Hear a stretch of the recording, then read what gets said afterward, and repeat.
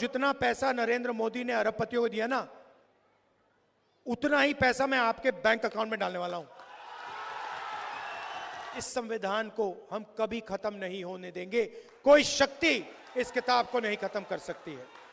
हिंदुस्तान के भविष्य, हिंदुस्तान की आस, हमारे नेता आदरणीय राहुल गांधी जी का इस बेरमो की धरती पर, स्वर्गीय राजेंद्र प्रसाद सिंह जी की धरती पर, जगन्नाथ मातो जी की धरती पर हार्दिक अभिनंदन करता हूं, स्वागत करता हूं, वंदन करता हूं, अभिनंदन करता हूं।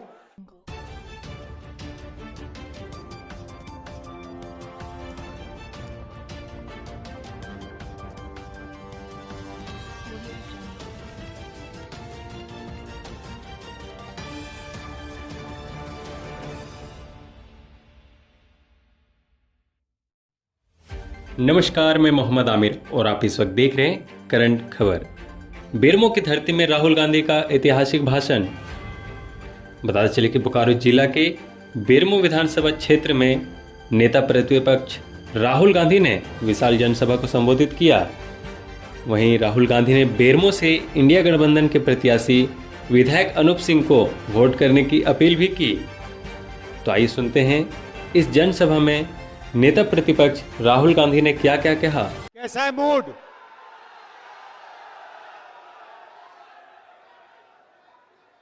मैं आपसे 2-3 चीज आज कहने आया हूं। सबसे पहले, ये जो लड़ाई है, ये विचारधारा की लड़ाई है। एक तरफ कांग्रेस पार्टी, इंडिया गठबंधन, और दूसरी तरफ बीजेपी और आरएसएस।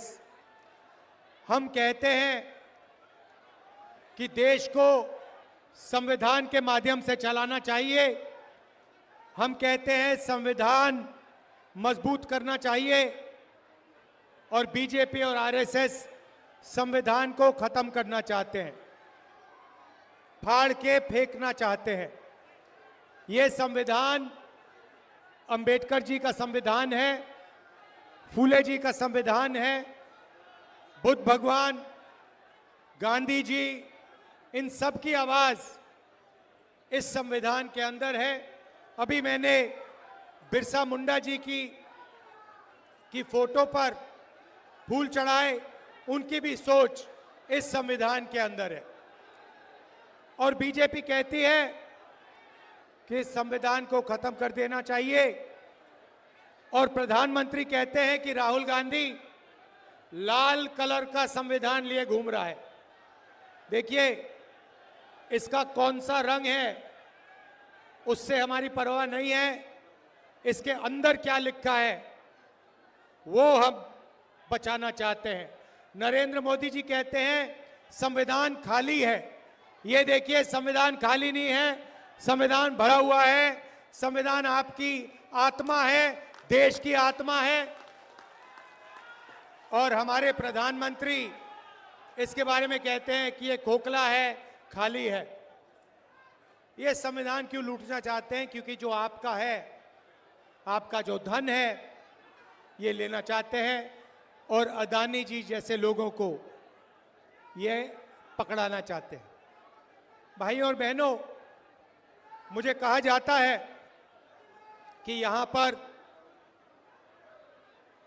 ओबीसी की आबादी है, तो भीड़ में आज पिछड़े वर्ग के लोग होंगे। मैं आपसे सवाल पूछना चाहता हूं, क्या आपको मालूम है हिंदुस्तान में कितने पिछड़े वर्ग के लोग हैं? कोई जानता है? यहां पे हिंदुस्तान की आबादी में पिछड़े वर्ग कितने हैं? कोई बता सकता है मुझे? अच्छा बताओ, दलित कितने हैं हिंदुस्तान में? कितने % है? कोई नहीं बता सकता। आदिवासी कितने हैं? कोई नहीं बता सकता। पिछड़े कितने हैं? कोई नहीं बता सकता। आपको अपनी ही आबादी नहीं मालूम।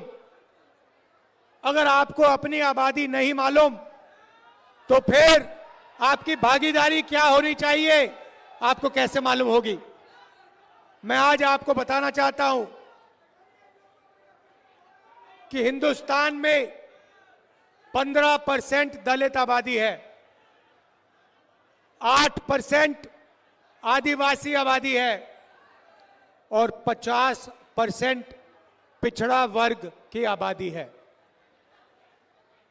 तो अगला सवाल उठता है, अगर देश में 50% पिछड़ा वर्ग है, 8% आदिवासी वर्ग है और 15% दलित वर्ग है, उसमें 15% माइनॉरिटी और जोड़ दो, तो फिर इनकी भागीदारी कितनी है? दलितों की कितनी भागीदारी है, आदिवासियों की कितनी है, और सबसे जरूरी सवाल, पिछड़े वर्ग की इस देश में कितनी भागीदारी है? भाई और बहनों, आप मीडिया देखते हो, हर रोज शाम को टीवी पे डिस्कशन होता है, एंकर्स के चेहरे आप देखते हो, पत्रकारों के शब्द आप सुनते हो, पढ़ते हो। मैं आपसे सवाल पूछता हूं, मीडिया में ओबीसी वर्ग के कितने लोग हैं? कितने हैं? आदिवासी, दलित मीडिया में आपको कितने दिखाई देते हैं? एक नहीं दिखेगा, क्योंकि मीडिया में ना दलित है, ना आदिवासी है, ना पिछड़े वर्ग का कोई है। वही हालत हिंदुस्तान की सबसे बड़ी कंपनियों में है। प्राइवेट अस्पतालों के मालिक की लिस्ट निकालो, वहां आपको पिछड़ा वर्ग का कोई नहीं मिलेगा, दलित नहीं मिलेगा, आदिवासी नहीं मिलेगा। बड़े बड़े universities, colleges, private colleges, private universities की लिस्ट निकालो, मालिकों की लिस्ट निकालो, आपको कोई पिछड़े वर्ग का नहीं मिलेगा, कोई दलित नहीं मिलेगा, कोई आदिवासी नहीं मिलेगा। सरकार में, दिल्ली की सरकार को 90 लोग चलाते हैं, आईएएस अफसर हैं। मैंने पता लगाया, ये 90 लोग बजट बांटते हैं। जो आपके जेब में से जीएसटी का पैसा लिया जाता है, हर साल हिंदुस्तान की सरकार बजट बनाती है, उस पैसे को बांटती है। मैंने पता लगाया, 90 लोग निर्णय लेते हैं पैसा कहां जाएगा, झारखंड कितना आएगा, सड़क बनाने में कितना जाएगा, शिक्षा में, स्वास्थ्य में, डिफेंस में कितना जाएगा। भाई और बहनों, आप हैरान हो जाओगे, 90 अफसरों में से एक अफसर आदिवासी था, 3 अफसर दलित थे, 3 अफसर पिछड़े वर्ग के थे। और अगर हिंदुस्तान की सरकार बजट में 100 रुपए खर्च करती है, तो आदिवासी वर्ग के अफसर 100 रुपए में से 10 पैसे खर्च करते हैं। आपकी भागीदारी आपकी आबादी 8% और आपकी भागीदारी 100 रुपए में से 10 पैसे। दलित अफसर 3 हैं, दलितों की आबादी 15% और 100 रुपए में से 1 रुपया का निर्णय दलित अफसर लेते हैं। आदिवासी, दलित 15% और 8% उनकी भागीदारी, उनकी आबादी, और सब मिलाकर 1 रुपया 10 पैसा 100 रुपए में से वो निर्णय लेते हैं। अब बात करते हैं पिछड़ों की। हिंदुस्तान में आपकी 50% आबादी है कम से कम। 3 अफसर आपके, वो भी पीछे बैठा रखे हैं, छोटे छोटे डिपार्टमेंट दे रखे हैं। और अगर हिंदुस्तान की सरकार 100 रुपए खर्च करती है, तो पिछड़े वर्ग के अफसर 5 रुपए का निर्णय लेते हैं। मतलब आपकी आबादी 50% और आपकी भागीदारी 100 में से 5 रुपए। और अगर आप आदिवासी, दलितों को और पिछड़ों को जोड़ दें, सबको जोड़ दें, तो 100 रुपए में से आपकी भागीदारी 6 रुपए 10 पैसे। आप कहीं के नहीं हो।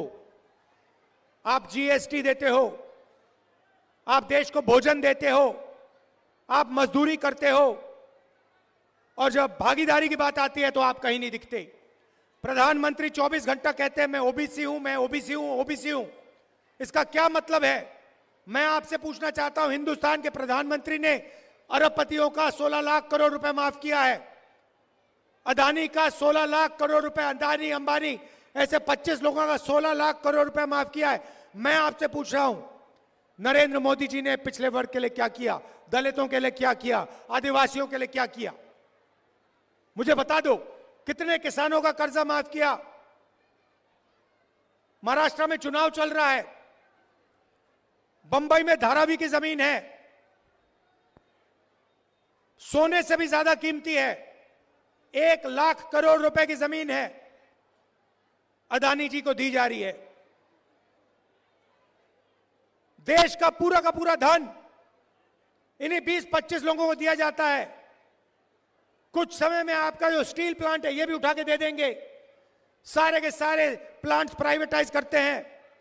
शिक्षा का सिस्टम प्राइवेटाइज कर दिया, अस्पताल प्राइवेटाइज कर दिए, इंडस्ट्री प्राइवेटाइज कर दी, और फिर यहां पे जो आपको पहले मिलता था, रिजर्वेशन मिलता था, उसको भी 14% तक घटा दिया है।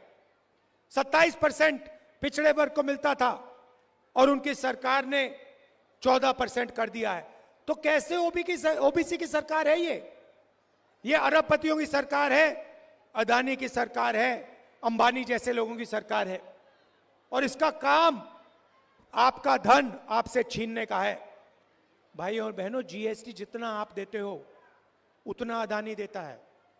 आप शर्ट खरीदते हो, 18% जीएसटी आप देते हो, वही शर्ट अगर अदानी खरीदेगा उतना ही पैसा वो देगा।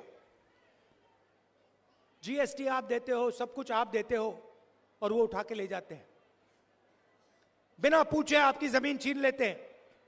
जैसे धारावी में गरीबों की जमीन है, मजदूरों की जमीन है, उठा के ले जाने, और कोई चू नहीं बोलता। कौन बोलता है? कांग्रेस पार्टी बोलती है, राहुल गांधी बोलता है। ये मीडिया वाले जो बैठे हैं, ये जो बैठे हैं कैमरा लिए, इन्होंने कभी किसानों की बात की है? मजदूरों की बात की है? स्टील प्लांट की बात की है? कभी नहीं करेंगे। ये उनके हैं, अदानी के, इसलिए ये 24 घंटा मोदी का चेहरा दिखाते हैं। जो गरीबों की बात करेगा, जो धारावी की बात करेगा, जो बोकारो स्टील प्लांट की बात करेगा, जो मजदूरों की बात करेगा, उसको ये गाली देंगे, और उसका चेहरा ये कभी नहीं दिखाएंगे, क्योंकि ये अदानी के हैं, अंबानी के हैं, बड़े बड़े अरबपतियों के हैं, आपके नहीं है।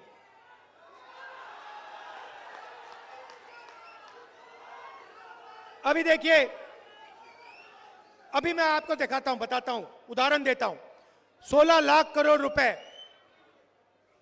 अरबपतियों को नरेंद्र मोदी ने दिया। अब देखना, मैं अब छोटी सी बात कहने जा रहा हूं कि हम हिंदुस्तान, उन्होंने 16 लाख करोड़ रुपए अरबपतियों को दिया। मैं महिलाओं को बैंक अकाउंट में पैसे देने की बात करूंगा अभी 2 मिनट में, और फिर आज शाम को देखना, इसके बारे में मीडिया में कहीं नहीं सुनने को मिलेगा।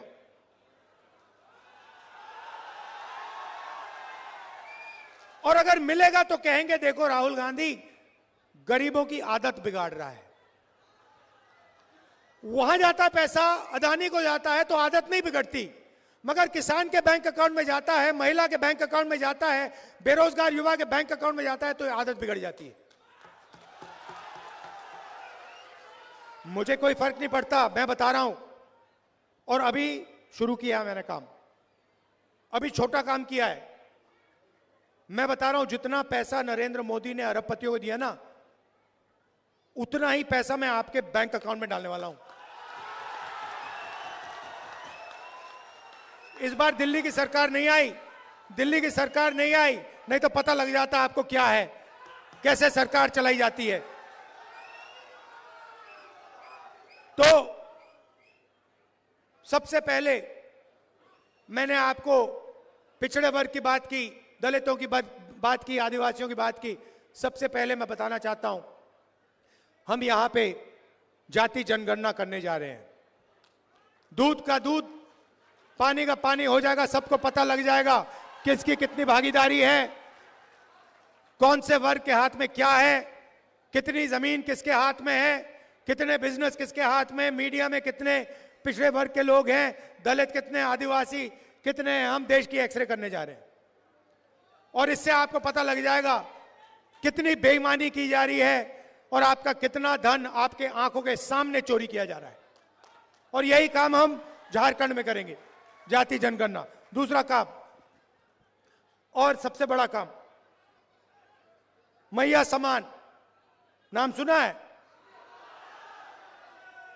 झारखंड की महिलाएं, आप सुनिए, जैसे उठकर हर रोज अदानी अपना बैंक अकाउंट चेक करता है ना, वैसे ही हर महीने जब झारखंड की महिलाएं सुबह सुबह अपना बैंक अकाउंट चेक करेंगी, उसमें हर महीने झारखंड की सरकार ने हर महिला के लिए 2,500 रुपए डाल दिया होगा।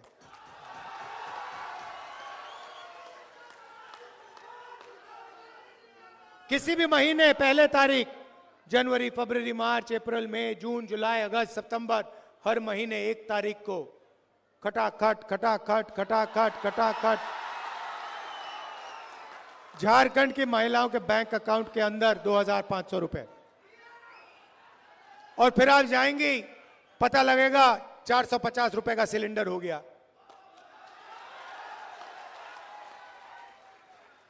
एसटी रिजर्वेशन 26% है, उसको हम 28% कर देंगे। एससी रिजर्वेशन 10% है, उसे 12%, और ओबीसी रिजर्वेशन 14% है, उसको हम 27% कर देंगे। और ये जो दीवार बना रखी है 50% रिजर्वेशन वाली, लोकसभा में मैंने कह दिया है, इस दीवार को दिल्ली में हम लोकसभा में तोड़ेंगे और झारखंड में भी तोड़ेंगे। 7 किलो राशन हर गरीब व्यक्ति को हर महीने मिलेगा और 15 लाख रुपए तक का आपको स्वास्थ्य बीमा योजना में मिलेगा। आप आज प्राइवेट अस्पताल में जाते हैं, किसान का बेटा बीमार होता है, किसी को कैंसर हो जाता है, दिल का दौरा पड़ जाता है, आप जाते हो, किसी को स्टेंट लगानी पड़ती है, किसी को वाल्व बदलना पड़ता है, किसी को ऑपरेशन कराना पड़ता है। जैसे ही आप जाते हो वहां पे मीटर शुरू हो जाता है, अस्पताल में मीटर शुरू हो जाता है। एक्सरे का मीटर होता है, एमआरआई का मीटर होता है, दवाई का मीटर होता है, ऑपरेशन का मीटर होता है। बाहर निकलते हो पता लगता है 5-6 लाख रुपए आपके गायब हो गए, आपके जेब से निकले, प्राइवेट अस्पताल में चले गए।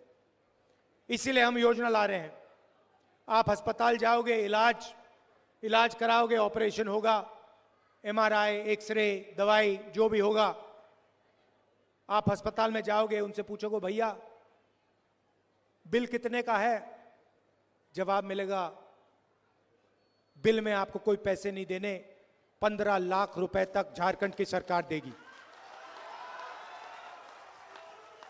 भाइयों और बहनों, ये आपका पैसा है, ये उनका नहीं है, ये आपका है। ये धन जो है, ये जंगल जो है, ये जमीन जो है, जल जो है, कोयला जो है, ये आपका है। ये इसमें लिखा है, संविधान में लिखा है। इसीलिए ये संविधान को खत्म करना चाहते हैं। इसीलिए ये बिरसा मुंडा जी, अंबेडकर जी का सपना खत्म करना चाहते हैं, क्योंकि संविधान में लिखा है हर व्यक्ति एक जैसा है, हर जात, हर धर्म, हर प्रदेश, हर भाषा की इज्जत होनी चाहिए, इसमें लिखा है। युवाओं को नरेंद्र मोदी ने बेरोजगार बना दिया, नोटबंदी की, जीएसटी, गलत जीएसटी लगा दी, पता लगा हिंदुस्तान में रोजगार पैदा ही नहीं होता है। अरबपति चाइना का माल उठा के आपको बेचते हैं।